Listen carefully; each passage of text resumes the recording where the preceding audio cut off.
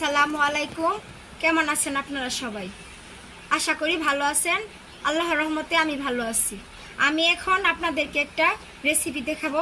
এটা হচ্ছে আলুর ফ্রেঞ্চ ফ্রাই। আমি 3টা আলু নিচ্ছি, আলুকে আমি খোসা ছাড়িয়ে নিব। এই যে আলুগুলা সুন্দর করে খোসা ছাড়িয়ে নিছি।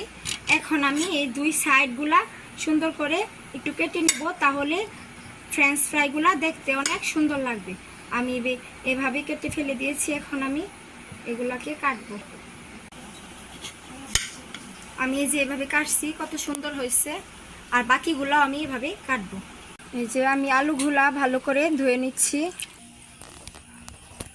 এই দেখেন, আমি ট্রেতে করে আলুর পানিটা সরিয়ে নিলাম। আমি যে মরিচের গুঁড়া দিয়ে দিচ্ছি, অল্প রসুন বাটা দিয়ে দিলাম, লবণ দিয়ে দিলাম, অল্প একটু জিরা ব্লেন্ড করা দিয়ে দিলাম, অল্প পরিমাণে চাউলের গুঁড়ো নিচ্ছি, এটা দিব, আর অল্প পরিমাণে আটার গুঁড়া নিচ্ছি। এটা দিয়ে আমি সুন্দর করে মাখিয়ে নেব। এই যে মাখানো হয়ে গেছে ফ্রেঞ্চ ফ্রাই। এখন আমি তেল গরম করে নিচ্ছি, তেলের মধ্যে দিয়ে দিলাম।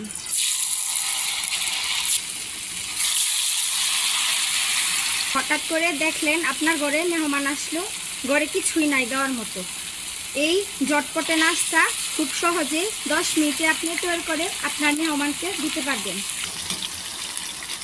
এই যে দেখেন, আমার ফ্রেঞ্চ ফ্রাইগুলা কত সুন্দর ভাজি হয়ে গেছে। এখন আমি এগুলোকে পরিবেশন করব। কত সুন্দর আমার ফ্রেঞ্চ ফ্রাই তৈরি হয়ে গেছে। কি সুস্বাদু একটি নাস্তা। আপনারা ইচ্ছে করলে বিকালবেলা বাচ্চাদেরকে এভাবে তৈরি করে দিবেন, বা বাসায় মেহমান আসলে ঝটপটে একটি নাস্তা তৈরি করে দিতে পারবেন। আশা করি ভালো লাগবে।